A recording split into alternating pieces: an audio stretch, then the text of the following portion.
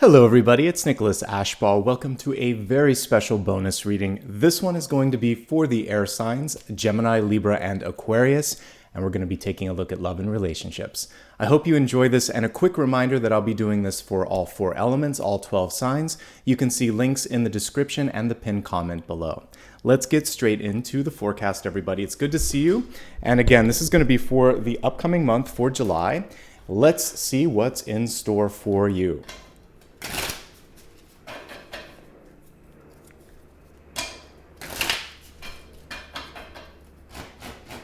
All right, Gemini, Libra, and Aquarius. Let's begin with Gemini, and specifically Gemini in a relationship. So for those of you that are already in a relationship, this is a moment where things are being revealed. It's an eye-opening card. The traditional Eight of Swords shows blindfolds on, and the person feels like they're kind of penned in by all of the swords.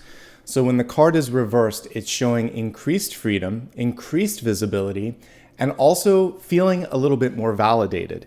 This is also a call to action to do those sorts of things in a relationship, to basically say, I appreciate it when you do this. I see your contributions here. I see and appreciate all that you bring to the fold here.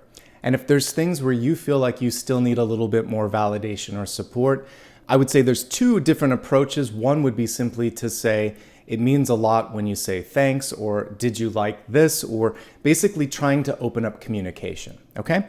This is also about not ignoring things. So if there's something that needs to be discussed, or if there's something that is, in your opinion, problematic, or something you need to talk about, this is the time to do it. Eye-opening, heart-opening, communication initiating, all of these things are part of the Eight of Swords in the reverse state. The Eight of Swords is also a card where maybe something isn't obvious, but just because it's not in front of you doesn't mean it's not possible. So your partner may need support in a place in their life where maybe everyone else just wants proof that it can happen. This is where faith and trust and vision work is going to be really important. So try to see it from their perspective. And that's another thing. We could just imagine that the Eight of Swords is a chance to put on some glasses and clarify, okay? For those of you looking for love, the Eight of Swords in reverse is basically saying things could happen in an unexpected way. So keep an open mind. Not trying to put things in a particular box, like I only date this sign, or I only date this type of person, or also kind of releasing limiting thoughts like, I don't have luck with X, Y, or Z, including love. So don't put that out there anymore. Start to be open to the best possible match, even if it isn't what you expected, or especially if it exceeds your expectations.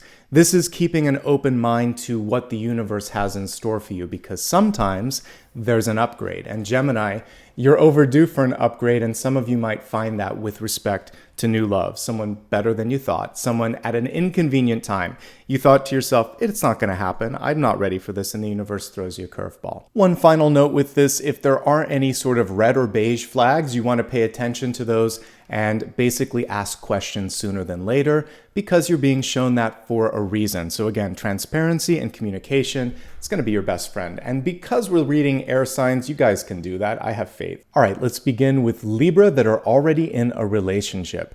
You have a lovely card here in the form of the Page of Pentacles. And this is saying that the work that you've been putting in is starting to pay off in these existing relationships. We also see some news and positive updates on the horizon. It's almost like we have a page and a knight here in the background. So for many of you, there could be, either for you or your partner, opportunities in work, social opportunities, wealth, development, pretty good things when we're looking at Pentacles overall, especially an upright card. So this is a chance for the 2 of you to discuss matters that are important, just like this: wealth, finances, and also what you're building as a partnership together, as a family. And that can only strengthen the bonds a little bit more. Because of all of the activities around the 2 of you possibly working in 2 different projects or in 2 different directions, collaborating and making sure that you're not like ships in the night. Basically, I should say coordinating your schedules, communicating and trying to really just have some together time is key, because there is a lot of work energy. There is a lot of focus on other things. So it might be the two of you focusing on your individual growth or your financial sort of issues or work. And it's sort of like, remember to partner up and to have some fun as well. That's all I'm looking at here with this. It's overall pretty good energy. And I really do love that we have the key here. It feels like you're opening up new doors, new opportunities. And you may be the one that needs to initiate or pull the key or turn the key in the ignition to have a conversation. But once you do that, positivity should ensue, because this is a really good card. All right, if you're looking for love this month, Libra, one thing is coming through loud and clear, and that is that you might just be really working hard, and the question is around your sort of time and energy allocations. Do you have the time? Are you making the space for that? You may also be really focused on personal development, and you could meet someone while you're in the throes of some sort of passion project.